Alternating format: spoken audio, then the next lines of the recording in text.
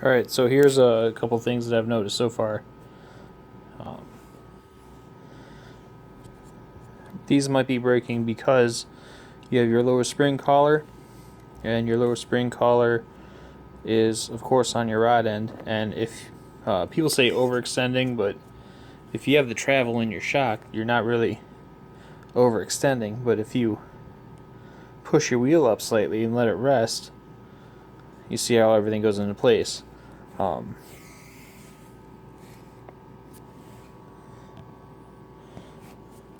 you can see like there is an interference fit right at the corner of the lower spring rest and the arm. So what happens whenever you go above or beyond this pinch point is you rock that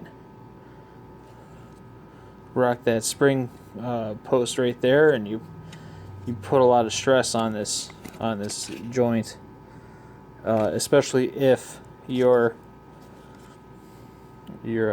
rest doesn't slide or come up.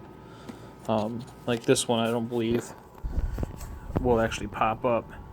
So whenever you try to move it past, it just binds and it creates a stress triangle between this post, this lower spring retainer, and your rod end. So I think that's what's causing a lot of the failures here.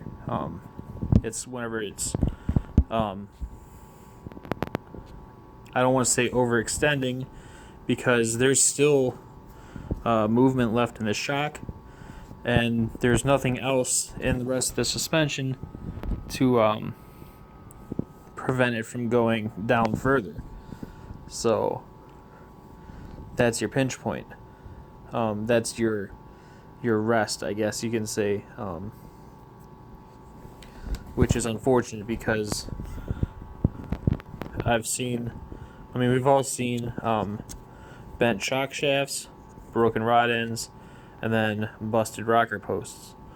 And all of these things are in this triangle of stress.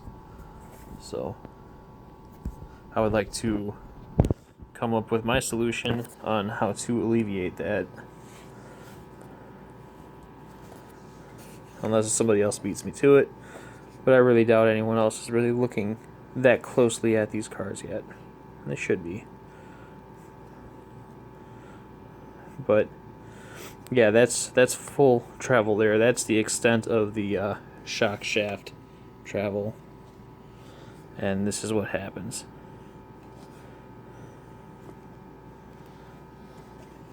And again, if you don't have this flex in here, like the split on this lower retainer is not in the right spot or whatever,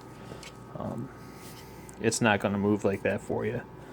So instead of doing this on a hard impact down, whenever you're cartwheeling or whatever, it's just going to load up this point here, and then of course your shock shaft at the end, because again you're putting force this way onto the end of the shaft with this retainer. So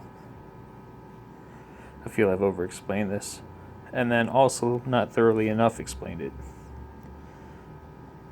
So I would like to get a solution here because I don't want to break anything.